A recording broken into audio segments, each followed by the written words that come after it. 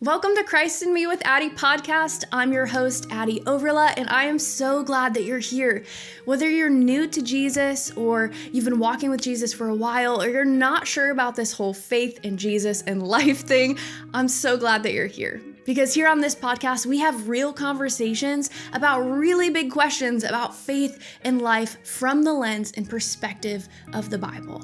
And if you're not sure what you believe, you don't have to believe to be a part of what we're doing here on Christ in Me with Addie podcast. This is a safe space to join in these conversations, figure out where God might be leading you, and figure out what kind of relationship you have with Him. I can't wait to get into it with you guys, but be sure to follow me over on Instagram at Addie Overla and join the Christ in Me with Addie broadcast channel to stay up to date on all things with the podcast. Now let's get into today's topic.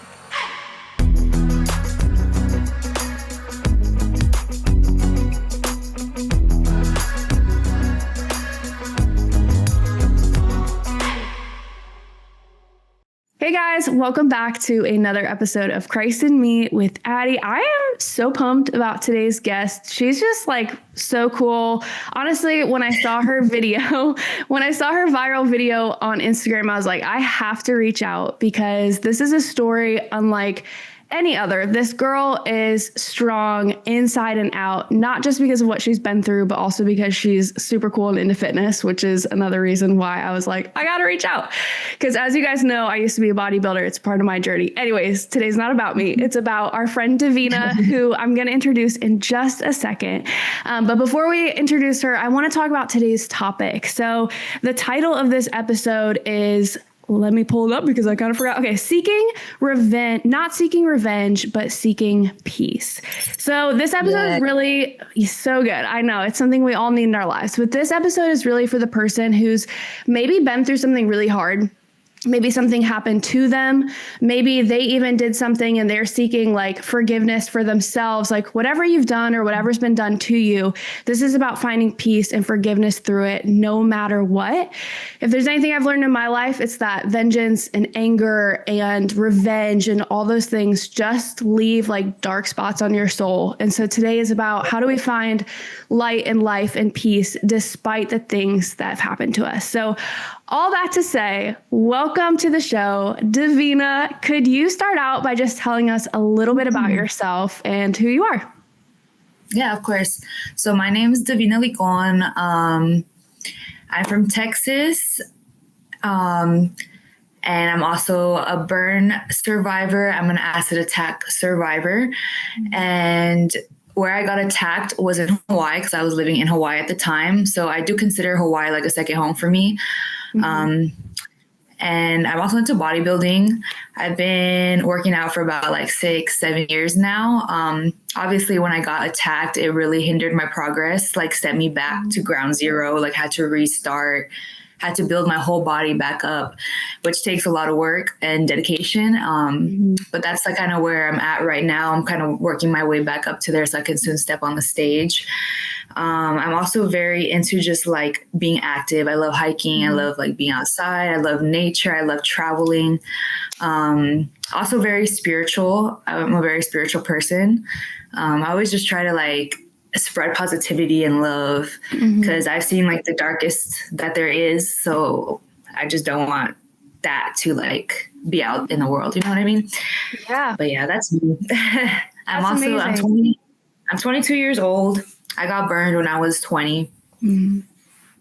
Yeah, that's amazing. I like what you said about putting like light and life in the world, because I also consider like this podcast and just my social media, like social media ministry. Like there's so many evil things in the world, so many like horrible videos you can see, but I hope videos like this, just bring encouragement to someone's feed in the day and joy and things like that. So I love that we both kind of embody that. And I'd love to ask you too, like, who is God to you? Like this is a faith-based podcast, but I love having conversations with people from all different kinds of backgrounds. So who is God in your life? So I like to say that I'm a very spiritual person. I'm not religious. I did kind of grow up like in a Christian family, I think. I don't even really know what we were. But we did go to church. I did like learn a little bit about God. My grandpa is very, very religious. like the strict kind of religious, you know what I mean? Yeah. Very common in the Mexican culture where they try to scare you. Like, if you do this, God's not going to let you in, like stuff like that, you know? And I never really agreed with all that growing up. But once I got older, that's when I really like dived into my spirituality, and I started reading books. I started like educating myself, seeing what was out there.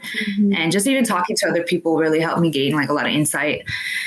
So to me, I don't consider God like a person, like a man that wears a white robe. I consider God like the creator, the source, love, energy, like just something in the air that's like running the whole show of what's going on in the world. You know what I mean? Yeah.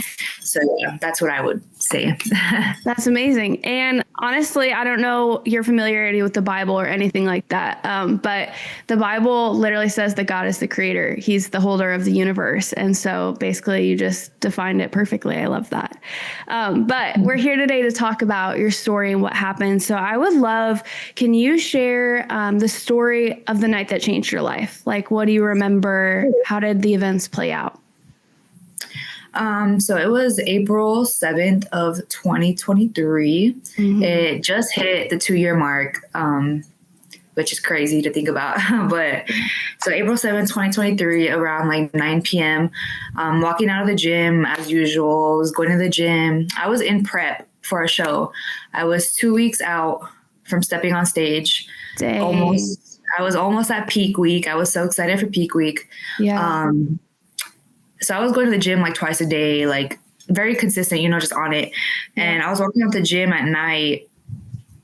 And it's so funny because that day when I was leaving the gym, I just felt so happy and just like, I was like, yay, like, let's go home. Let's go eat. Let's go get some protein. Yeah. Like, just feeling good. You know what I mean? And yeah, for people who don't know too, sorry not to interrupt, but like peak week, as someone who's been through bodybuilding, peak week is when like the end is in sight. You're thinking about your celebration meal after your show. You've been working hard for months. So like, it's a big deal. And I didn't realize that you were 2 weeks out from a show when this happened. Like that in itself is a devastation, you know? So yeah. Just that alone makes me want to cry. Yeah. But so yeah, I was walking out the gym, and as I'm walking out, I feel like someone, like I'm kind of close to my car, like right next to my car actually. I feel someone run up like behind me on my side, and I have very like, I guess like I'm just very aware of people around me. I like my personal space. I don't like people like coming up to me. I'm like, oh, get away.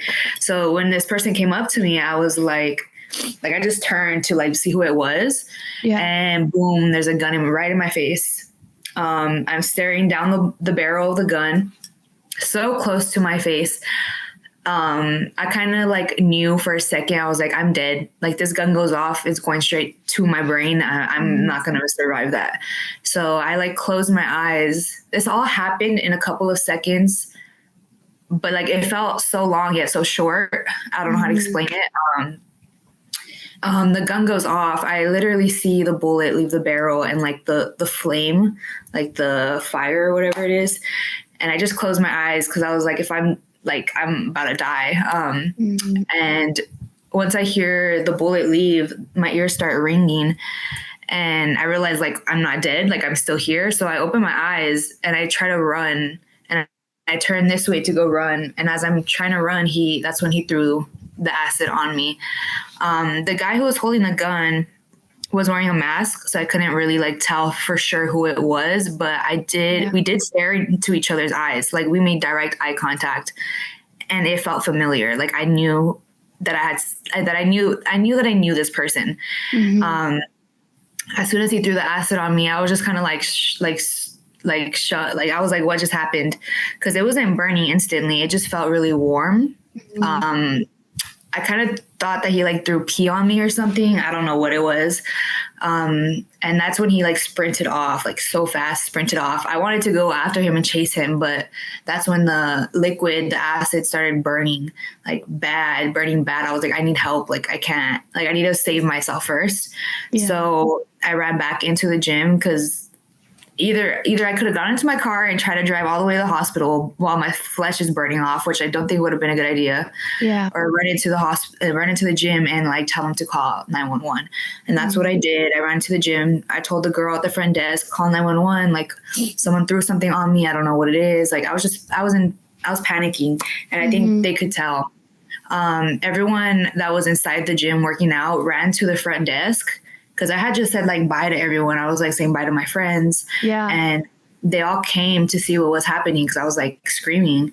And my friend that I had just said bye to, he was like, what happened? Like, you just said bye, like you were leaving, like what's going on? And they're trying to ask me like, what happened? And I couldn't talk. I was like, why am I going to waste my energy trying to tell you what happened? You're not the cops. Like, I need to go to the hospital. Just call the cops. Right. It took them a while to call 911, not gonna lie. I was like, hurry up, guys. But finally they did. And then thankfully, one of the girls that was working out, I'm not sure if she's like a nurse or something, she got me and she took me to the showers and she rinsed me off in the showers because my clothes was literally disintegrating, falling off. And I was just wearing a sports bra and shorts. Direct skin contact with the acid. My clothes was falling off. I was naked in front of like all these people in the gym, like trying to cover myself while my flesh is burning off. So she brought me a towel. She was like, come on, let's go to the shower. So we go to the shower and I try to like rinse off. And I remember putting my face first because I was thinking if I get burned, I want my face to be saved at least. I put my face first. And once I was in the water, it started burning even more. So I thought it was making it worse. And I know some acids, the water does make it worse. But it's hard to know what acid someone throws on you. You know what I mean? So yeah, nothing prepares you for, like, you can't be ready for that. You shouldn't have to be ready for that. Like, that's insane. And yeah, so I got out the water. That's when the paramedics got there. They put me on the stretcher. They wheeled me out of the gym. They put me in the ambulance. As soon as I got into the ambulance, they put like the oxygen mask, and I just remember blacking out. Like, body just couldn't take it. I blacked out. I don't remember the ride to the hospital. I don't remember getting to the hospital. I don't remember any of that. I do remember being in the hospital and they were trying to take out all my ear piercings. And I was like yelling at the nurses, like, don't take them out. Like, they're healed. Like, I had so many piercings. I remember that. So like I was going in and out of consciousness. And then after that, I just remember waking up a week later in the hospital, like not knowing what was going on. It turns out I had been in a coma that whole week, medically induced coma. Yeah. That is insane. And I know that my sorry, like, doesn't mean anything, but like, I'm just so sorry that happened to you. Like, thank you. No human should ever have to go through that. And I'm just so thankful that you're so strong that you're willing to share, because we all have traumas in our lives. I don't think majority of humanity will experience like the level of trauma that you went through. But to hear someone like you so strong on the other side who made it out and is like, yeah, I'm still here. Like, you couldn't take me out. Has to be so encouraging for some of the people listening. So I want to hear like the rest of the story. When you woke up in the hospital, like, what was your first reaction when they told you like what happened exactly? So when I first woke up, I was asking them like what happened, and I kind of remembered, but I wasn't fully aware of how much damage was done. And they didn't want to tell me. Like, they were trying to like just like sway the conversation a different way, just because like I guess I wasn't ready to like know. I couldn't see my body. My body was fully covered. I couldn't move at all. My head was like stuck. Like it was bad. But I remember when I woke up, I asked them, I was like, what day is it? Like, cause I need to make it to my competition. And they told me like, girl, you're not going to make it. Like, you're going to be in here for a while. And that's when I like broke down. I was like, oh my God. Like, I was just so mad. And then I guess like, they kind of told me like how much my body was burned. Like that I was going to be there for a good, maybe like 5 months, that I was going to have to do a lot of surgeries, just all that. And I was just like, literally, like, I just shut down. I was like, I just wanted to block everything out. Like, I don't think I really processed it at that moment. I was just kind of like, okay, let's get it done. Like, like, just hurry up, you know? I'm trying to get out of here. I'm happy that they have me on a lot of drugs, because I'm sure that helped. Because I wasn't really there. I wasn't really like awake, if that makes sense. Yeah. And yeah, and then I remember like the first time I actually saw my legs, it was when they were like cleaning them. I I finally had like enough strength to pick my neck up and like look at my lower body, and I saw my legs completely covered like in just like dark, like they look like scales. Like that's what the skin grafts look like when they first put it on. It looks like scales, and they're like a dark purple, dark red all over my legs. And I was like, oh my God. Like I literally started crying, and I was like, I can't believe like that's my body. Like I don't even recognize my own body now. Yeah. That was hard. So when did you find out that you knew your attacker? And then when did you find out that he had been arrested?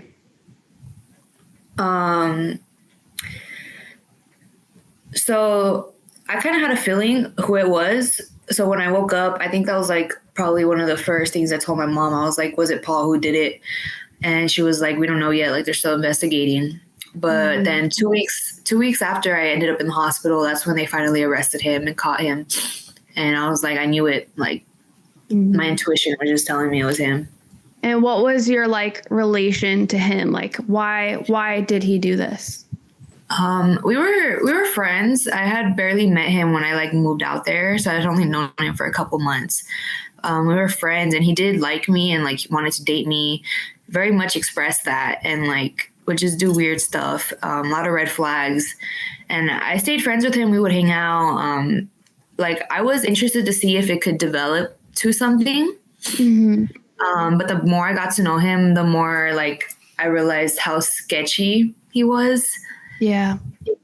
And I just realized I didn't want to have him be part of my life. So I kind of tried to cut him out. And I guess that's when he got mad and decided to attack me.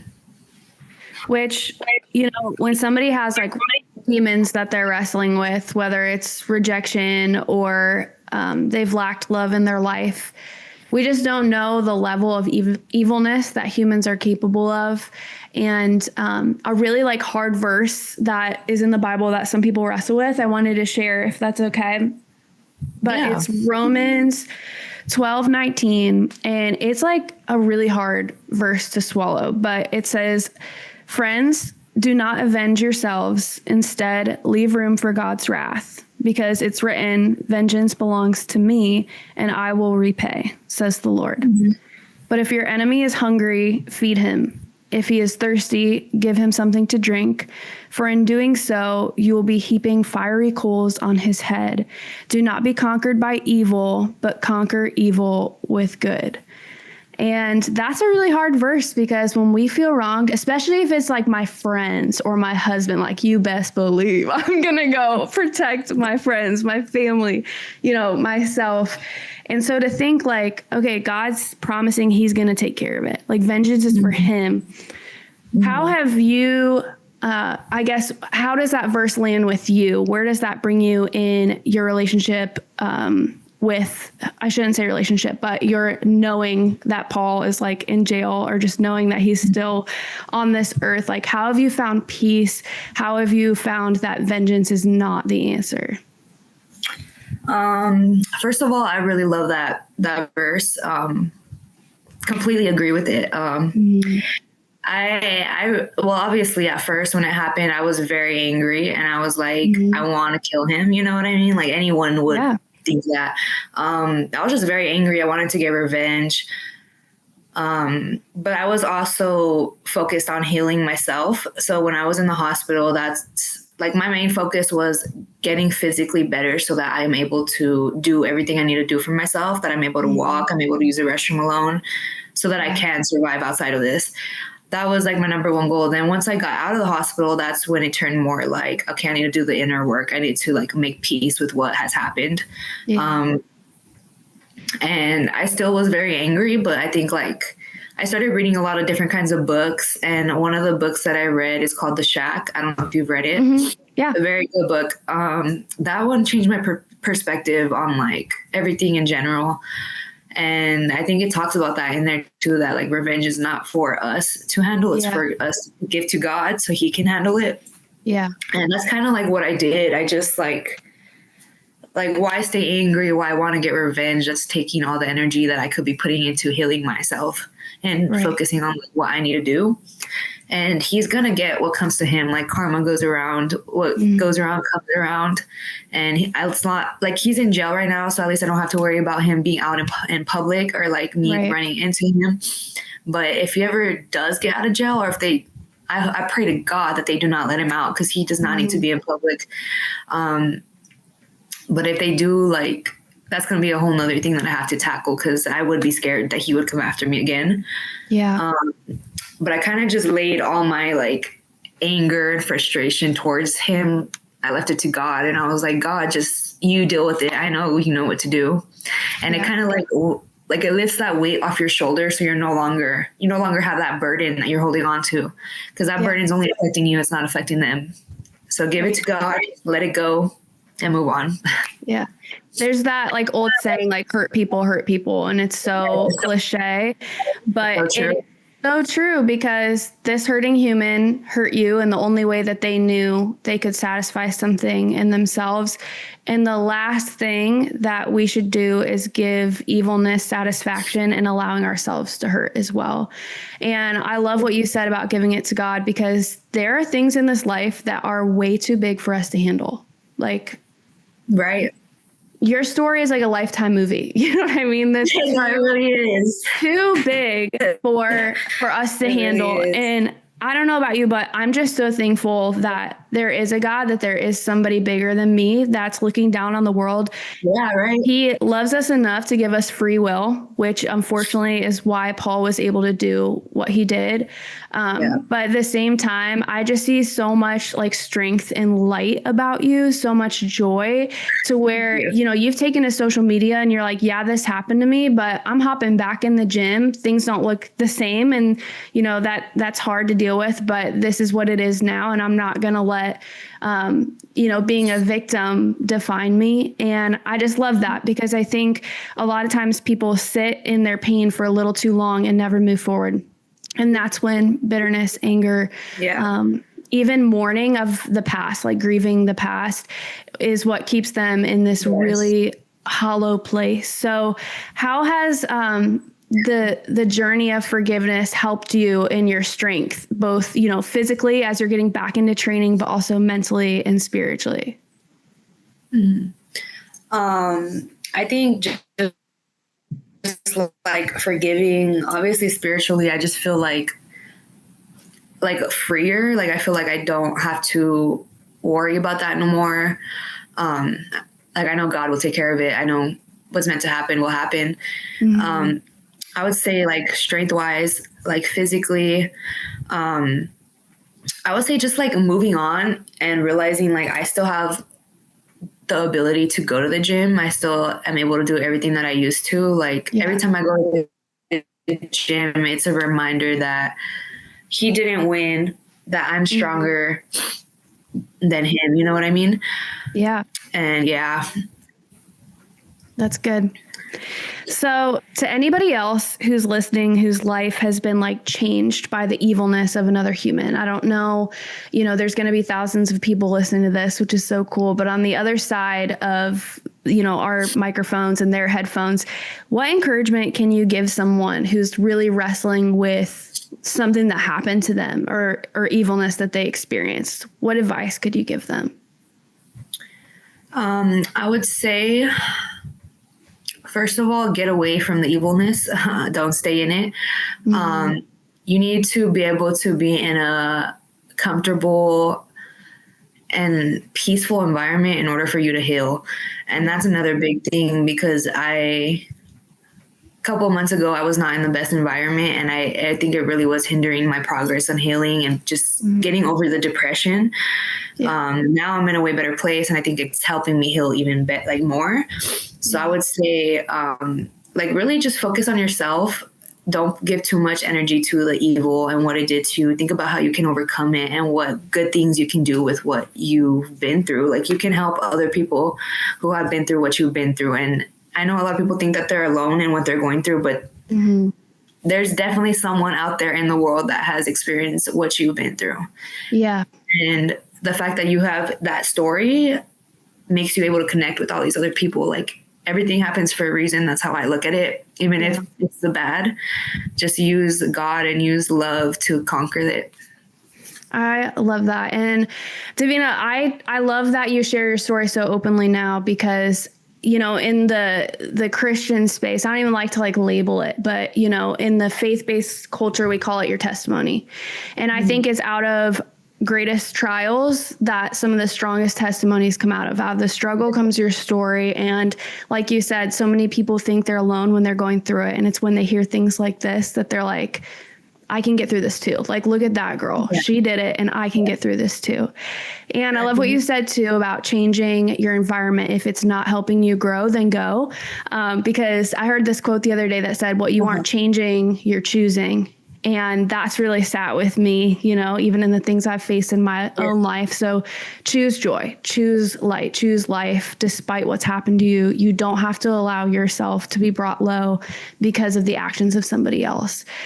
So I want to know, where are you at right now in your healing journey, and how can the people listening support you?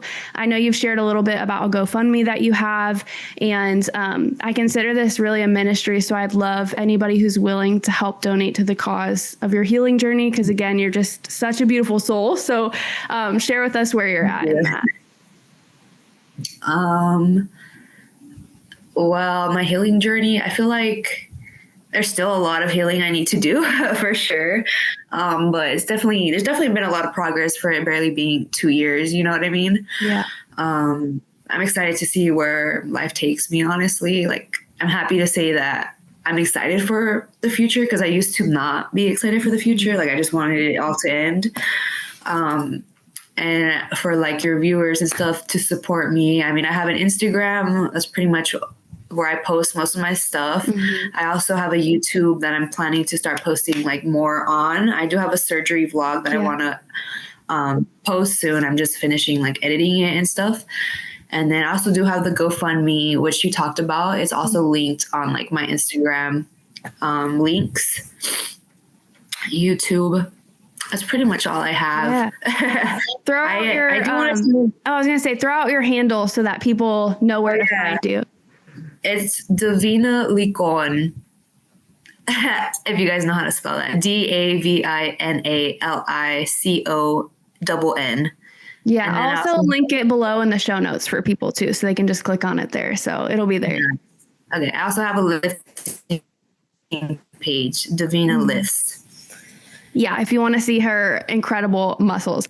I am currently second trimester pregnant, so I've let go of my abs for this season, but I'm ready to get them back. I'm ready to get them back postpartum. I wanted to share another quick verse that you just reminded me of, and I feel like it'll be encouraging to you, I hope, in this season. But you talked about how you have hope in the future again. And I think even in the deepest trauma that I experienced in my life, the moment I got that hope back is when I finally felt like freedom and peace again.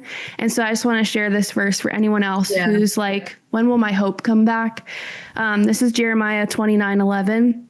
And God is saying, for I know the plans I have for you, plans to prosper you and not to harm you, plans to give you hope and a future. And I just love that, because that's what God desires for us, is to see hope and to see future on the horizon, to trust that even in the bad things that happen to us, he still wants to see us prosper and not be harmed. So thank you, Davina, so much just for joining us today. Is there anything else you want to share with the people listening? I think that's all. You shared so much. I hope you guys can take something from this. Yeah. It was so good, and I appreciate your tears, but your honesty, your vulnerability, your transparency. And to anyone listening who has resonated with this story, you're not defined by what happened to you. You're defined by how you choose to move forward. And so I hope you guys choose, like Davina has, to just pick joy, to pick light, to pick strength, to pick courage, and that if you have a story, that you'll be bold to share it too. I know, Davina, you've grown to like a couple, there's a K on your Instagram. I know that. Where are you at now? I know you're gaining a lot of traction.